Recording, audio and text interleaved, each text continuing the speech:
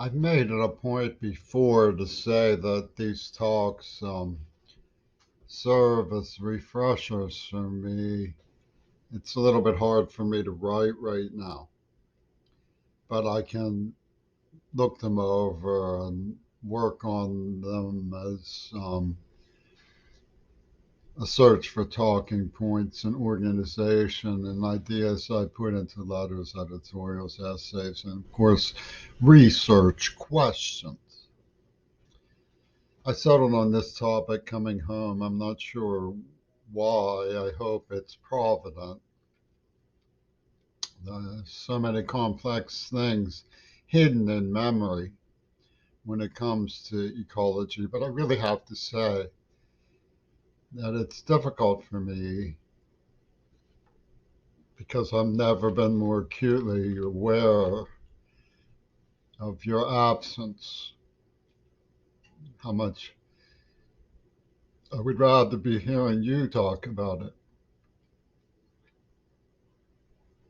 But I'm older and ecology has concerned me, and I'd like to talk a little bit about the swath of things that I've come to understand about how it fits into the overall texture of the world around us. Because as overjoyed as I am that some youngsters have gotten through and some large important organizations like United Nations have gotten through.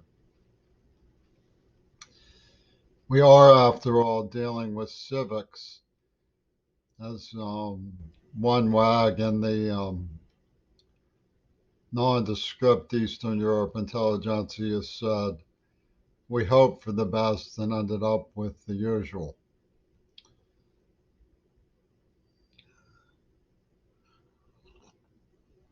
Rather than um, make a talking point of not being able to afford the usual any longer, which everyone who I um, make sure to hear from has been drilling. I would like to explore the background of the usual. Um, I, for one, have noted the absence of bees and frightens and infuriates, it chagrins, it disturbs, it scares, it angers me. There used to be lots of bees. All you have to do is put out a little honey and you get swarms of them. So there's no question that the bees are dying. And with the bees dying, we're next. Like everyone else, I don't understand why that's not headlines. In and out every day. So, um, what happens, I think, in the macabre intelligentsia is that anytime nature or the world throws a curveball, wags jump in, pop up, pipe up, never pipe down. That this disproves all of it. Anytime that the pieces don't fit together, everything is wrong. Everything is made as, to fall apart. In his 1981 masterpiece, Critical Path, Richard Buckminster Fuller, a marvelous man with a marvelous name, Buckminster Fuller,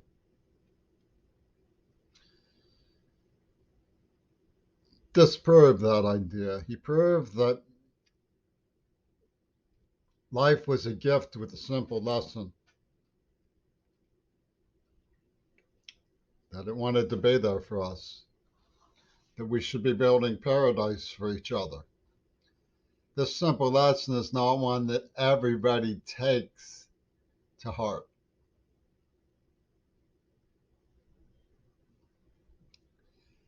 And Richard Buckminster Fuller spelled out all the reasons why we should.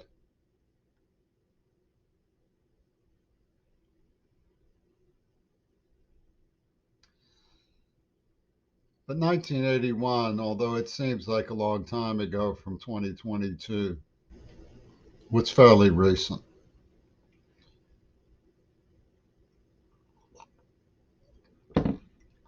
Before then, I was born under Eisenhower. That was a fairly long time ago. It's the beginning of the 60s, end of the 50s, beginning of the 60s. We had a Studebaker lark. We called it Penelope. And my earliest songs were with an unformed palate. We used to sing on Forbes Creek, we're on Forbes Creek, which was Forbes Street, but we were always made fun of by the adults.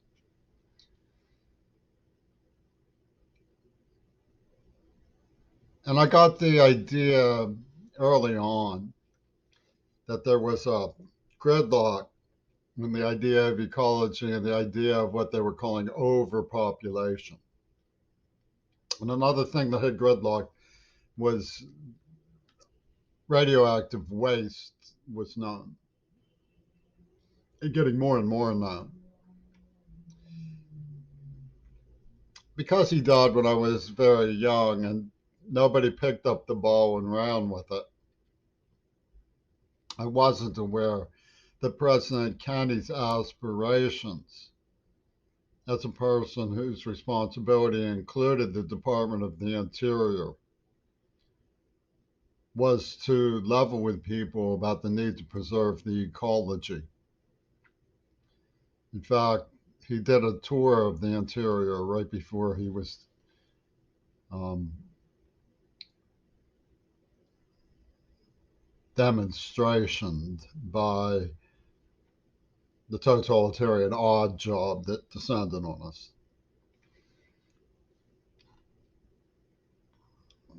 The bagwig from behind the curtain through the sacre blue dagger from behind the curtain, for shot in the dark. The film that came out in 1964, which I'm going into my research about quite enough for now. Radioactive waste is what convinced this public that just keeps driving and paying no mind to what's happening, even though their exhausts are heating up the world around them and turning into the garage they've shut themselves up in to suffocate of fumes. Even though that's what is going on, they had come to the conclusion, subliminally perhaps, probably from misguidedness in the media mode, they had come to the conclusion that it was already too late. And so when the kids ask what's wrong, why aren't our leaders doing something, it's because it's already locked in on target. It is already too late. That's the mindset. And in 1981, Bucky said, chemical irretrievability is right down the highway. We better start changing quick. And that was 1981, nobody paying any attention.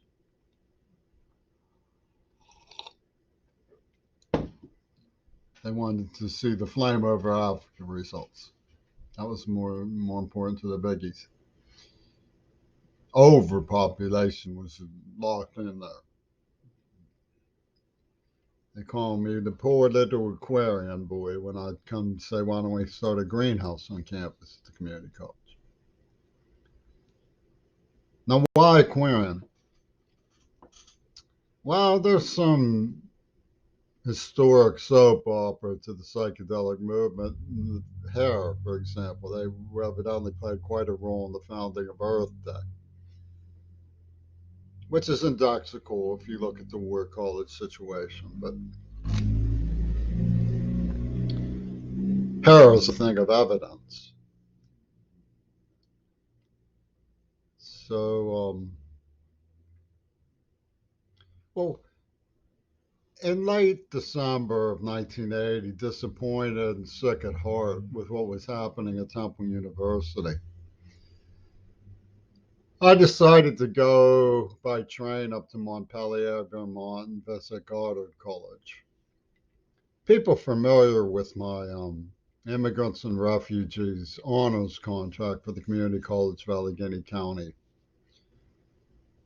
and various other independent studies would agree that the philosophy of Goddard College, which occasionally loses its academic credentials, and practice of the college, which is to have the students hire their own professors, it's in keeping with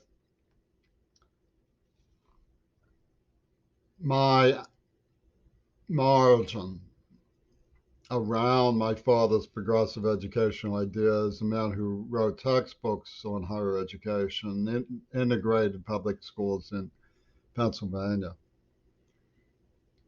um, a project that he embarked on in the 40s. Um, a lot of people thought of them as the students of Gallaudet as overly pampered, and help to have some money come from your family to attend that college. Expensive, sort of fish pond of liberal squish types, who just wanted to have a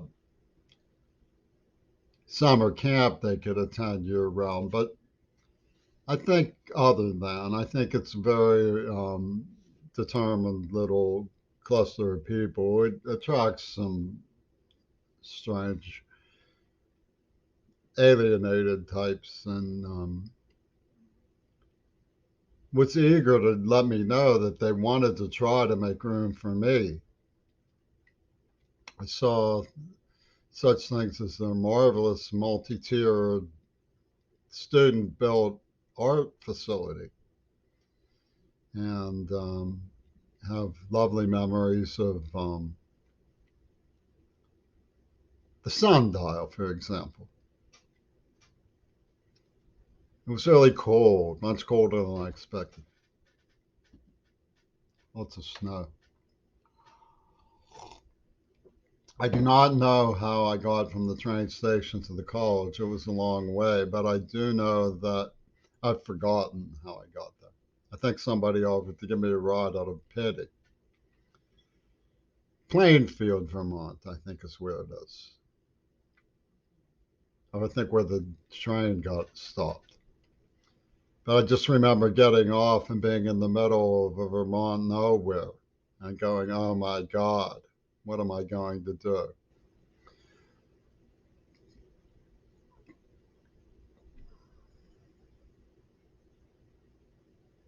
Up there in the New England wilderness, it was possible to tell yourself that the world was bigger than us.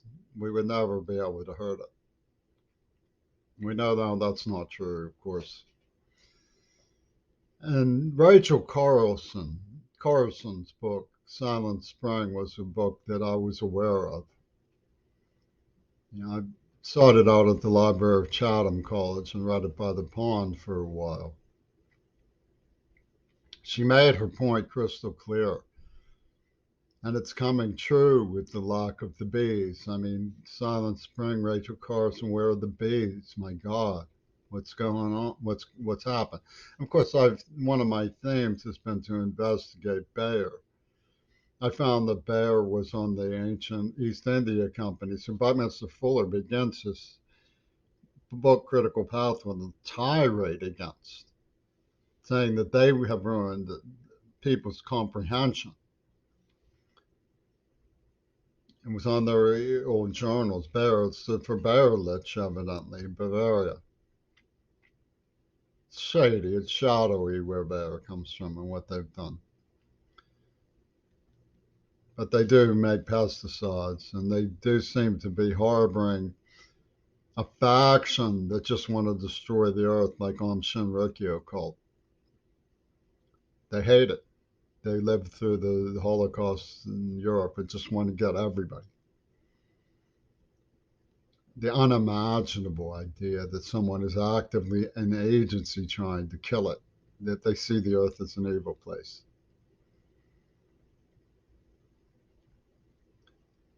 The philosophy of God or college is one that prioritizes the inquisitive mind, asking questions and getting answers, finding mentors worthy of um, recognition, recruiting and adopting teachers. Rachel Carson goes back to the 60s, I believe, but even before then, there were people who knew that the Native Americans had been philosophically better custodians of the world and more primitive at all. They were just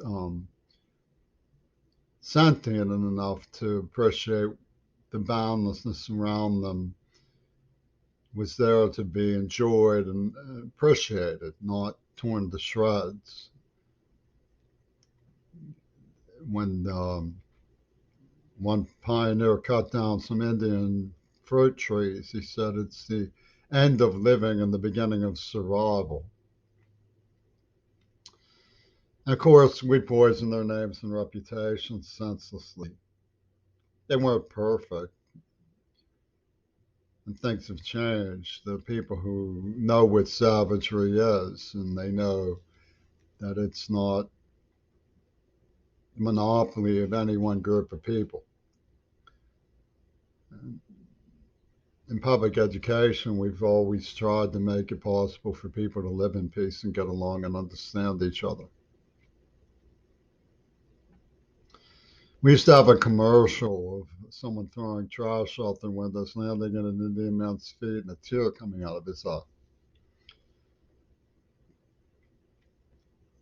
Native Americans have longwood and Mad Magazine answers with the end is nigh cartoons, making the concerns out to be Pollyanna. I remember reading Thor Heyerdahl when he traveled around the earth. What a character. Jacques Cousteau was really big, you know. After Lloyd Bridges' Sea Hunt, it seemed to really penetrate into the boundlessness and yet fragility. I think it was seeing those undersea worlds that really impressed me when I looked in old 50s newspapers about the merchants of death dumping drums of radioactive to waste into the oceans like as though it was endless capacity to store sewage. It frightened me. That's where the energy came from, saying it's already too late. I know I didn't believe it. You know, people have long remarked that I have a role to play and I should get out of the way. That when I try to be myself or assert my agency, I'm interfering with the role I'm told I should play. The philosophy of mass production education, where even if I believe in ecology, I'm just a dreamer. Foolishness. After recovering from being used in an industrial chemical vivisection experiment when I was tortured as a child, which most of my other videos talk about, I won't here. I went to North Carolina and sat by a creek and composed a story called The Heaven and Hell Odyssey.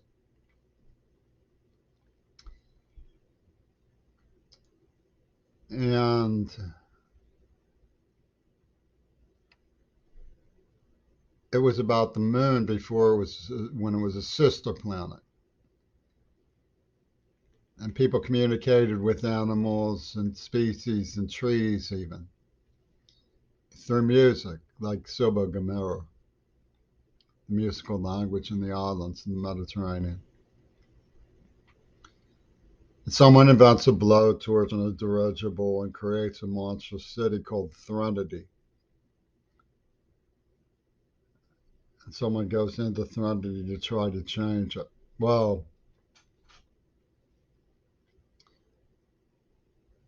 that's philosophy in the story. There was a flower of reflection, woman named Telethra, a lame or wise old man.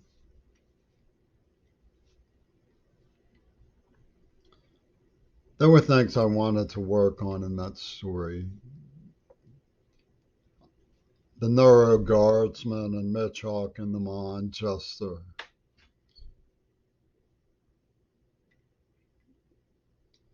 But the message was simple. Why have we abandoned communication with the world around us? Why haven't we taught children not to be afraid of bees? I mean, my God, where are the bees?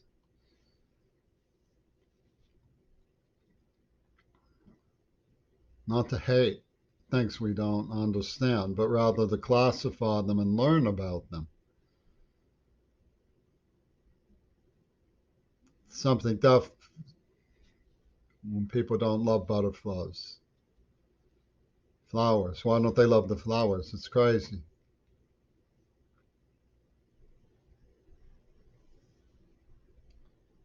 So love factors into that. The idea that love and ecology are interrelated, the capacity to appreciate being part of the power to love.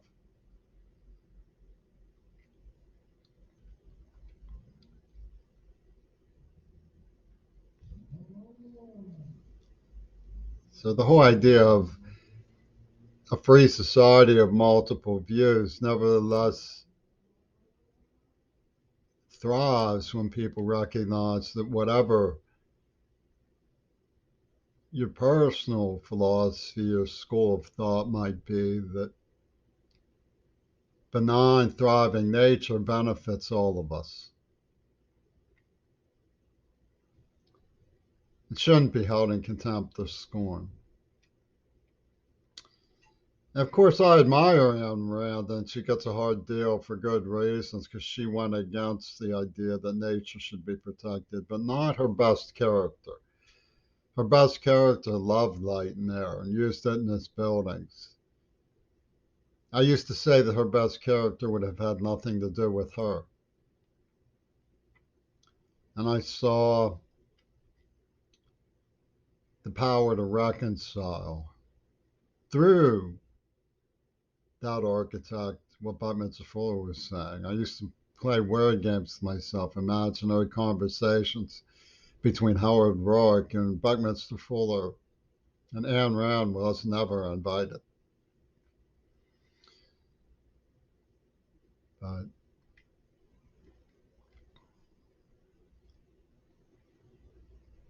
the musicians,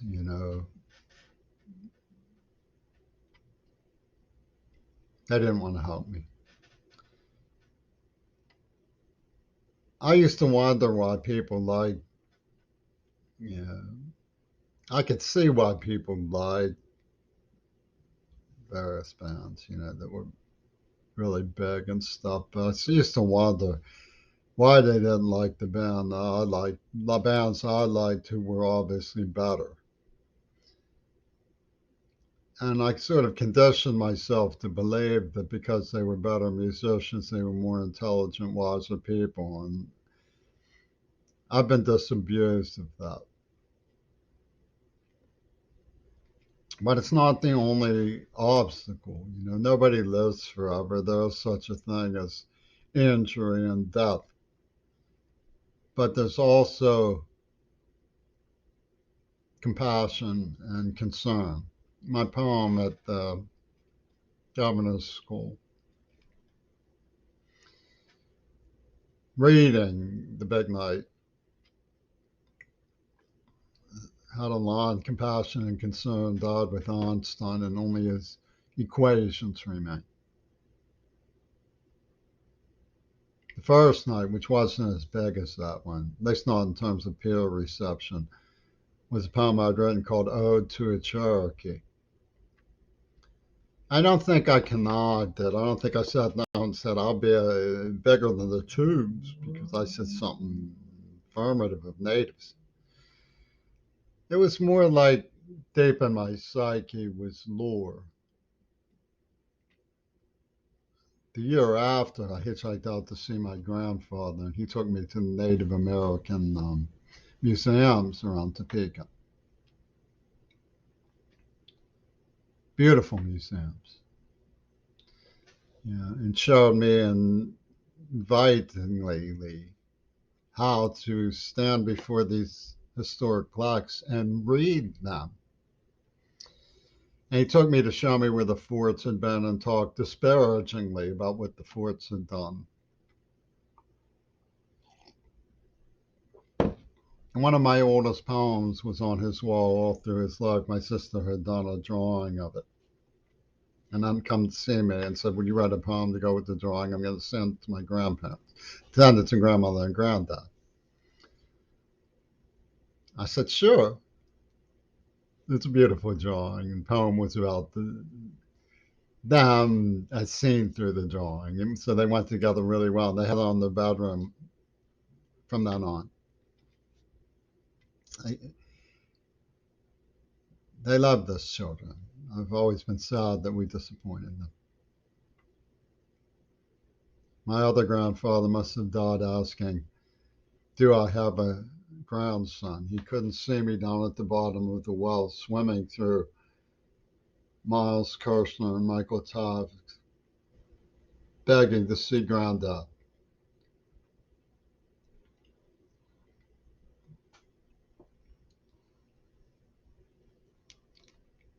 Rivalry plays such a horrible and needless role in our society and our world. I don't, never occurred to me when I fell in love that somebody who was a commander of women did it, wanting to give power to jealous envy of rivals so they would hate me. Strange. Of course, I didn't know everybody who was behind the scenes in politics in those days. You know what I'm saying?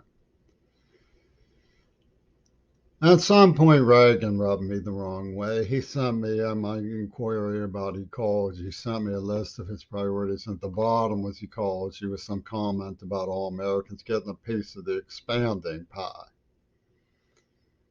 I was like, right, you care. You're a smart one, boy. I used to hear him on the radio sometimes. I thought it was somebody fucking lampoon of the 50s. And somebody said, no, that's alive and well President Reagan. I was like, you gotta be kidding me. You're talking about communism and the railroads and stuff. I said, what?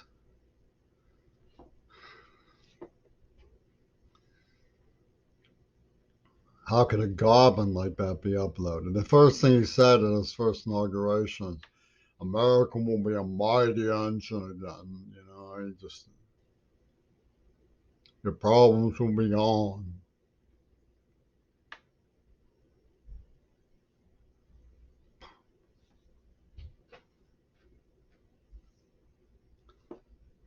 And it got inordinate because it wasn't just we had an inordinate fear of communism, we had an inordinate abhorrence to understand or appreciate anything that was different from us. All you had to do to be classified as devil was supposed to say Russia's a nice place.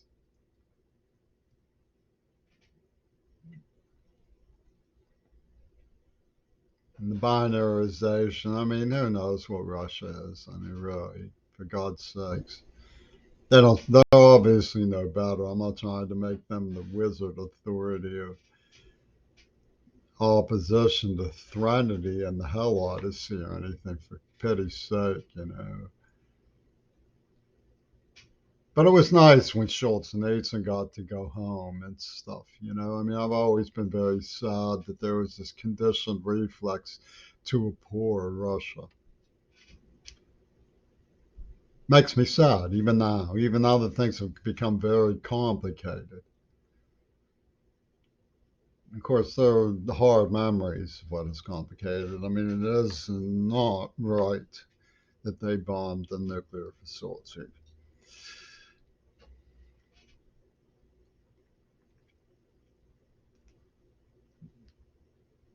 But let's hope the situation stabilizes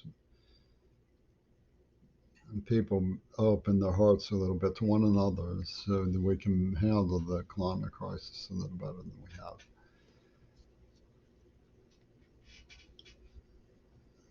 Buckminster Fuller said something very beautiful.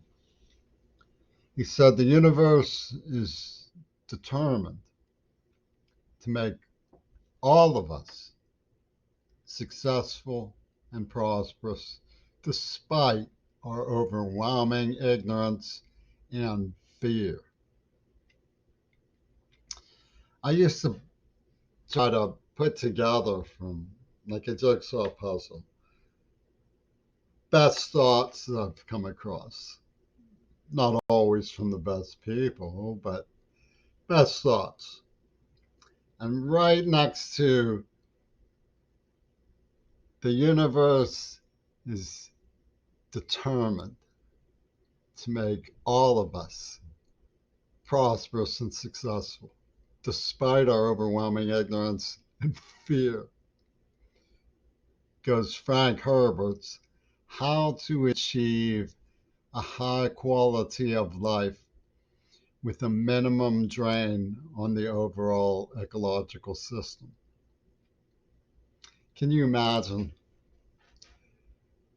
To know something, do something, be something, of integrating those two pristine concepts into the mission statements of all of our public schools.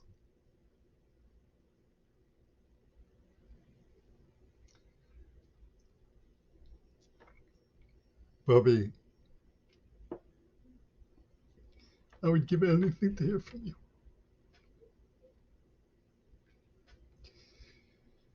But since I cannot,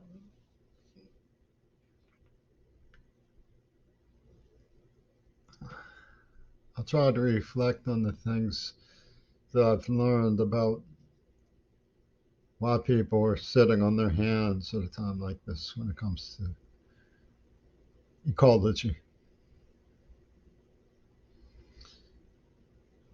Something to